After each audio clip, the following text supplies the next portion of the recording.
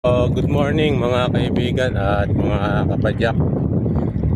Ngayon ay araw ng Martes, June 16, 2026. At pauwi na tayo galing sa panggaping trabaho. At ganun pa din, dito pa rin tayo dumadaan sa Manila Memorial Park para makapagpapawis ng konti, makapag-recharge, malakap ng sariwang hangin. At maya ay uwi na dito rin yung mga ganun. So yun, marami pa rin mga nagja-jogging. Ang time check natin, ayan, alas 6 ng umaga. At may mga ilan-ilan pa rin mga nagja-jogging dito.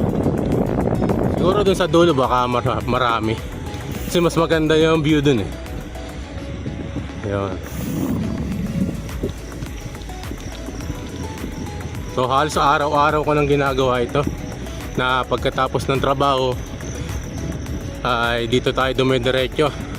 At may daan din kasi dito eh, dun sa may Maria Lourdes. Dun tayo umiikot. So maayos naman ang ating naging trabaho ngayong gabi. Naging balanse lang, kasi kumpleto kami eh. Kapag talaga kumpleto yung tao, eh mahihingaan nyo kang pumasok araw-araw eh. Yung bang goal mo na lagi kang papasok tapos bigla ka lang absent na ng ilan, nang wala man lang kaano-anong dahilan, sabay-sabay.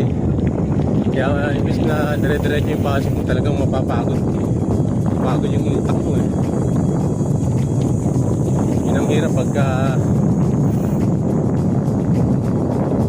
ang tawag doon, walang pakialam sa kapwa katrabaho. So yan, sikat na yung aring araw. So yun nga, tulad nga na sinabi ko kanina, yung tinatawag nila ngayon na team kulang. Lagi na lang kulang sa trabaho. Pabwisit pagka ganun. Pero hayaan mo na, buhay nila yan. Doon sila masaya.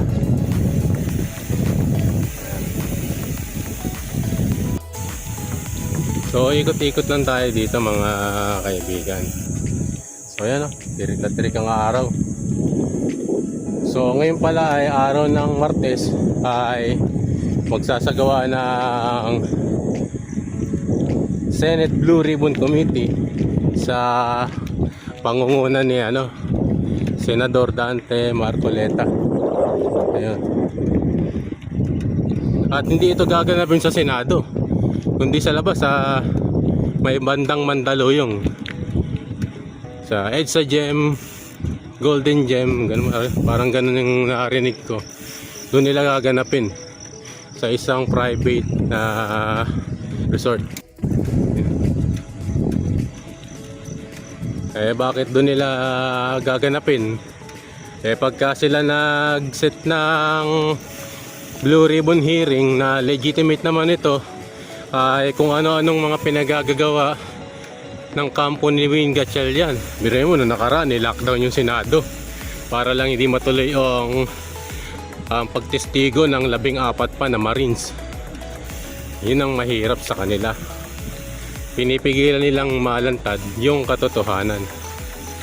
Yun. Kaya mamaya ay subaybayan natin ang magiging kaganapan sa pagdinig sa flood control. At siguradong maraming malalantad na naman na mga individual na sangkot sa flood control scandal.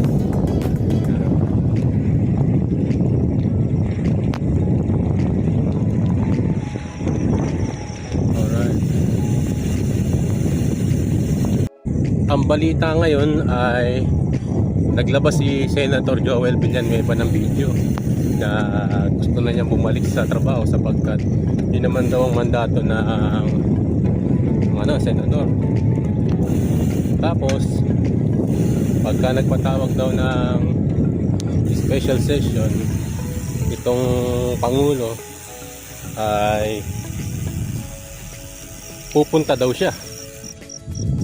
So yan, natapos yung kanyang speech at mga ilang oras lang yata ay naglabas ng memo ang Malacanang na magkakaroon sila ng special session bukas, Miyerkules, June 17, para talakayan yung mga nabinbin na mga pangunahing batas na dapat nang maaprubahan. Galing ano. Pero ang tunay na layunin nito ay para makuha na nila ang liderato ng Senado. Sapagkat pagka dumalo si Joel Villanueva ay magkakaroon ng quorum at ayun na, 13 na sila. At sigurado na magiging legitimate na Senate President itong si Android Queen Gatchalian. Yun ang pinakaplano nila. Kaya ngayong araw na ito ay dapat na mailabas na yung investigasyon sa Blue Ribbon Committee na pangungunahan ni Senador Peter Cayetano at ni Senador Rodante Marcoleta. Nawa ay tulungan nawa sila ng ating Panginoon Diyos. Magmatsyag tayo mga kababayan at magbantay. Ayun.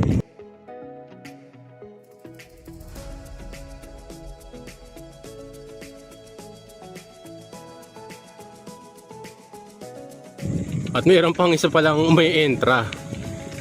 Ito talagang NBI director na to na si Melvin Matibag ay naglabas na naman ng pahayag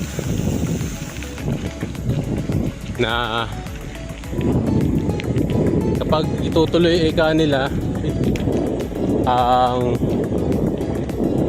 flood control hearing kahit nasa ibang lugar, ay maaari silang kasuhan ng perjury, usurpation of authority at kung ano-ano pa laban sa mga senador at doon sa mga pupunta sa isasagawang hearing ngayong araw na ito. Galing mo, Melvin Matibag. Isa kang henyo. Darating din ang panahon, siguro araw o buwan lang, at mararamdaman mo rin ang galit ng taong bayan. Masyado mo nang kinakarir, wala ka na sa lugar, wala na sa batas yung mga pinaggagawa mo. Ikaw din ang dahilan kaya nag-lockdown nga yung Senado, no, na meron ang security threat. May araw ka rin, Matibag. Ang ganda. So tandaan natin na ang ombudsman ay marami pa rin nakabinbin na kakasuhan ng mga senador. At dahil sa lumipat na si Chis Escudero at si napapabalitang paglipat ni Joel Villanueva, ay safe na sila. Ganyan ang batas natin ngayon. Para mawala ang kaso mo ay lumipat ka sa mga gumagawa ng kabalbalan at bumabaluktot sa katarungan. So isang ikot pa tayo mga kaibigan. Isang ikot pa.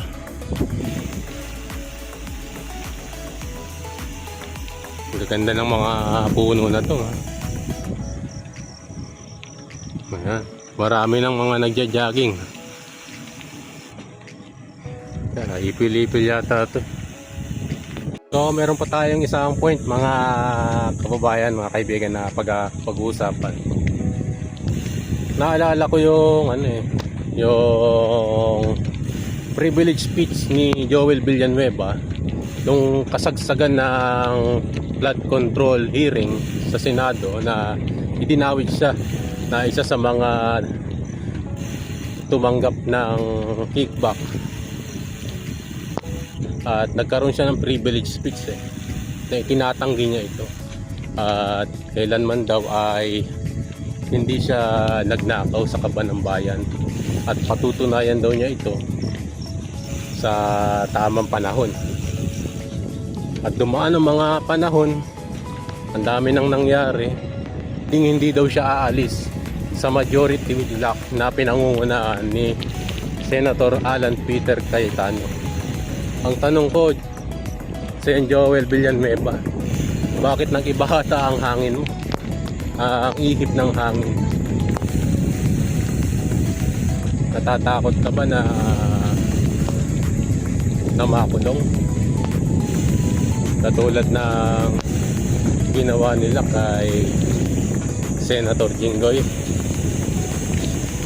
Tanong ko lang, natatakot ka ba? O wala ka talagang paninindigan? Nakita mo yung mga kasama mong senator ay naninindigan para sa katotohanan. Pero ikaw, kala ko isa kang alagad ng Diyos. Sapagkat yung alagad ng Diyos naninindigan sa mga sinasabi niya. Maging ito man ay para sa bayan. Yan. Pero sa nakikita natin ay parang hindi at kinain mo lahat ng iyong mga sinabi. Isang napaka walang kwenta-kwenta. Sayang talaga. Bagay, decision mo yan. Sa buhay naman natin mga kaibigan, meron tayong pagdidesisyon magagawa. Pero minsan di natin alam na yung desisyon natin ay mali. At dahil sa nagdesisyon tayo at mali ang ating naging desisyon, pagdating ng panahon ay sisingilin tayo at mararamdaman mo, paparamdam sa'yo ng Diyos na ganun pala ang nangyari. Sana maiisip mo na pinili ko sana ang tama kaysa mali. Lagi nasa huli ang pagsisisi. So subaybayan natin mga kababayan yung gagawing Senate Blue Ribbon Committee sa pangungunahan ni Senador Rodante Marcoleta. At magbantay tayo mga kaibigan sa magaganap na ito.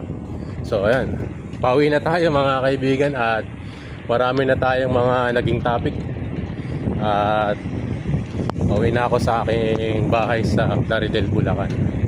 Ayan. Kanan na tayo mga kaibigan. At yun ang main gate yun sa dulo na yun. Yun.